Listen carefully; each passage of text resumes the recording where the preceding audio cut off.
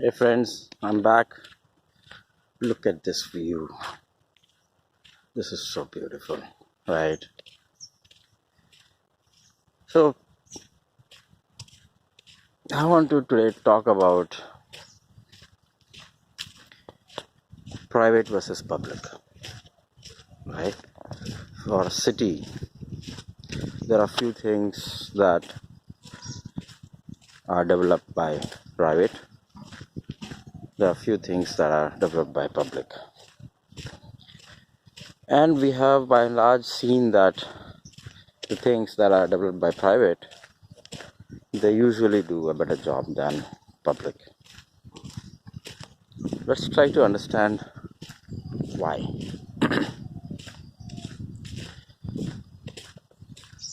Let's take an example. If I, ask two people to go and buy, let's say, 32-inch LCD TV, right? But to one guy, I tell him, hey, you know what? I'll reimburse whatever whatever it costs. You just go and figure out. Who do you think would do a better job in finding the best deal, the quality product, making sure that there's a value for money, and gets the best deal? Looking at Amazon and all those things. Because not always the cheapest TV would be the best TV, right? It may not last long. This is what happens in the private and public realm, right? The L1, the lowest bidder concept of using public money may not be the best strategy for building city infrastructure. Not always. In some cases, yes, but not most of the time, no. Hence, I feel that cities should be, the city infrastructure, the core infrastructure should be developed by private money, using private money by private players. And the government should just play a role of a regulatory authority kind of thing. You set the rules and then enforce it.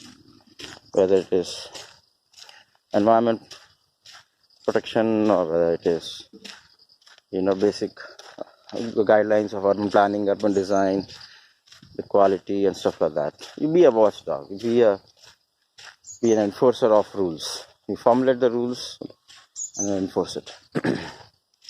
Let the private industry take the ownership of developing the infrastructure of cities.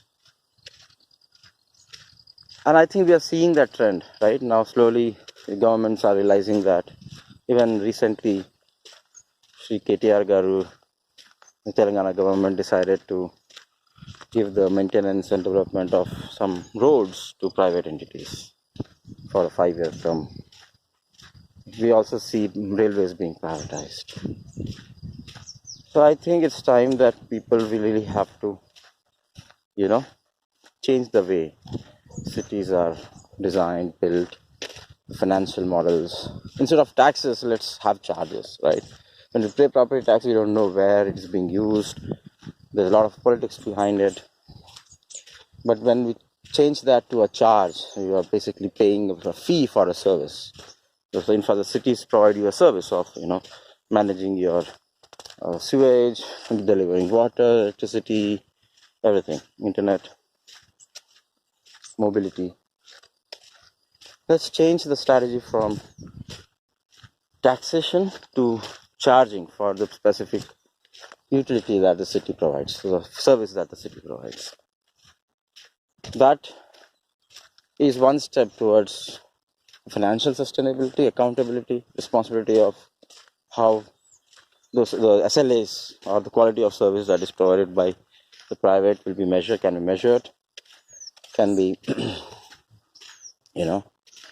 paid for. And the subsidies for the lower income group and economically weaker sections can be managed by some intervention, some help from the government, perhaps some kind of direct transfer benefits, or creating that business model for the service in such a way that the rich pays for the poor, right? and depending upon the quality of service given to all the residents, they basically pay for the service. Everybody has to pay. There's nothing for free. That's one thing that we all need to realize.